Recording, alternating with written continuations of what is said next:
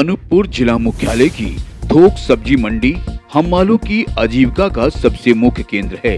शोरगुल से भरी मंडी में हम्माल पूरी लगन और मेहनत से अपने काम को अंजाम देते हुए नजर आते हैं। इन श्रमवीरों पर किसी सरकार, किसी प्रत्याशी का ध्यान नहीं है। क्या है इनके काम की स्थिति, क्या है हम्मालों के मुद्दे, उनकी उम्मीद अपने जनप्रतिनिधियों से क्या चाहते हैं अपने लिए हम्माल, आइए जानते हैं। नमस्कार, आज तक भारत के विशेष चुनावी प्रोग्राम चुनावी चक्रम में आपका स्वागत है।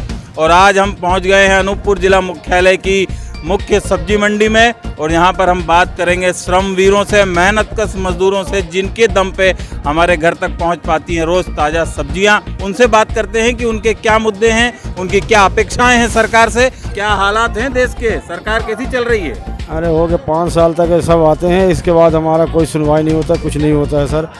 मेहनत करते हैं, खाते हैं अपने यहाँ और यहाँ कोनो बेनिफिट नहीं मिलता हम लोगों को।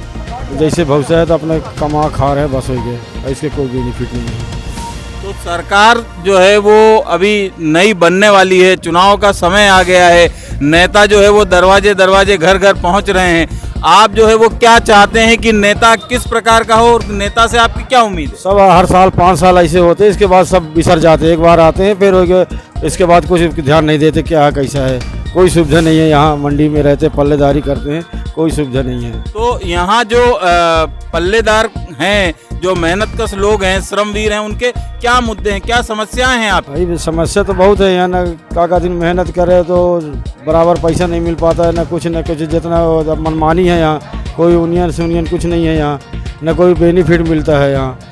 जो जैसे आए वैसे अपना करते हैं, कमाते खाते चले रहते हैं। तो जितनी मजदूरी बढ़ी है, जितनी महंगाई बढ़ी है, क्या आपकी मजदूरी उतनी नहीं बढ़ी है। उतनी नहीं बढ़ी है भैया। तो आप क्या चाहते हैं सरकार से।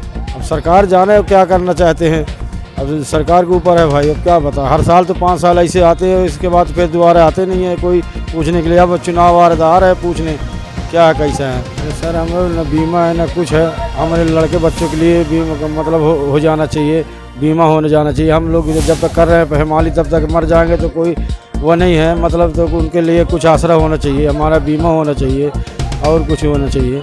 तो आप चाहते हैं कि सरकार जो है वो आपके लिए बीमा की व्यवस्था करे, आपके बच्चों के भविष्य के लिए कोई योजना बना के लागू करे। जी जी जी, अब पूरा भविष्य के लिए, लड़कों के लिए, अपने आने वाले पीढ़ी के लिए व्यवस्था बना दीजिए तो सब ठीक है। समस्याएं हैं आप लोगों की। समस्याएं बहुत हैं, अब क्या करें, जो जितना करते हैं उतने पाते हैं। हमारी कोई व्यवस्था नहीं हो पा रहा है।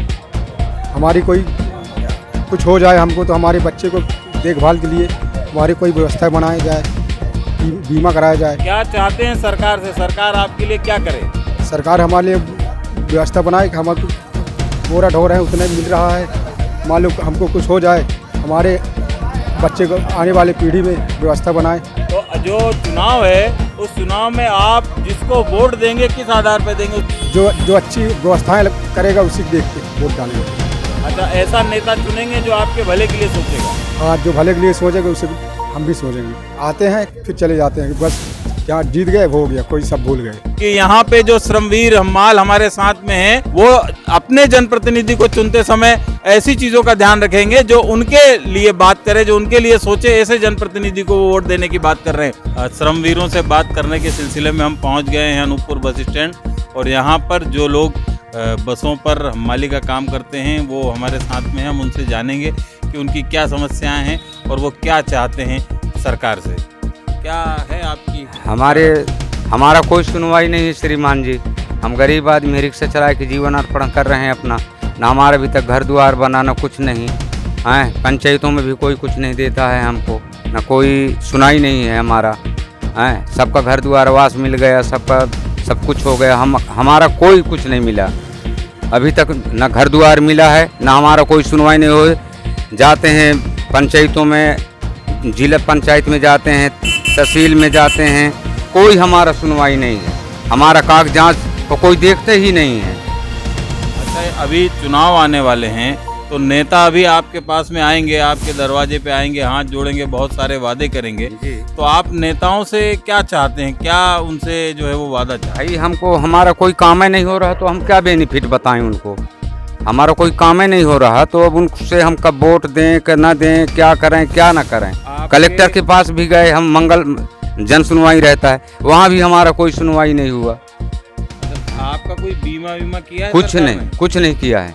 अच्छा, अस्पताल जाते हैं, बीमार होते हैं तो कोई दवाई वगैरह की सुविधा क्या मिलता है? कुछ खास बेनिफिट है? वहाँ भर्ती कर लेते हैं और उसके बाद फिर बाहरी दवाई लिख देते हैं।